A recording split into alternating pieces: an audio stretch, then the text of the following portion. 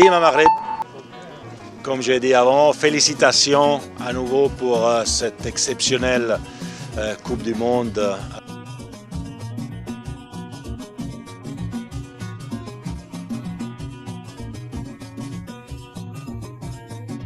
استمعوا لي جيدا.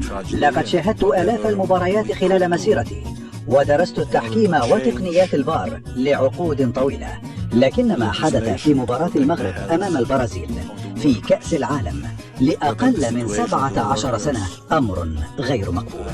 غير مقبول إطلاقا. كرة القدم وجدت لتكون عادلة، لتحترم القوانين ولتحمي نزاهة اللعب. إنما تعرض له المنتخب المغربي لم يكن عدلا، بل كان ظلما تحكيميا واضحا لا يمكن تفسيره. الفار وضع ليصحح الأخطاء الواضحة لا ليتجاهلها، وضع ليضمن العدالة لا ليحمي قرارات خاطئة. لكن في هذه المباراة الفار فشل، والحكم فشل، والمنظومة التحكيمية بكاملها فشلت في تطبيق القانون كما يجب.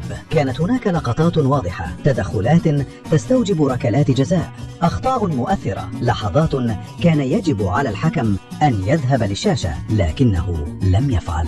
والسؤال هنا لماذا لم تتم المراجعة؟ ولماذا التزم الفار الصمت أمام أخطاء بهذا الحجم؟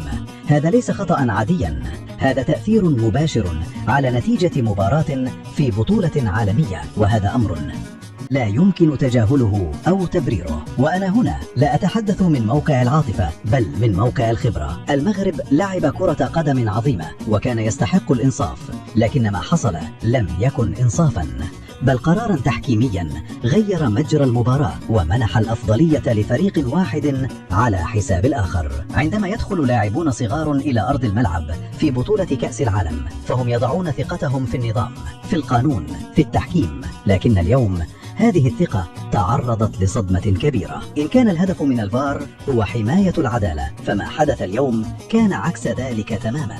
المغرب يستحق تفسيرا، يستحق اعتذارا، ويستحق قبل كل شيء العدالة. كرة القدم يجب أن تكون عادلة، وإلا تفقد معناها.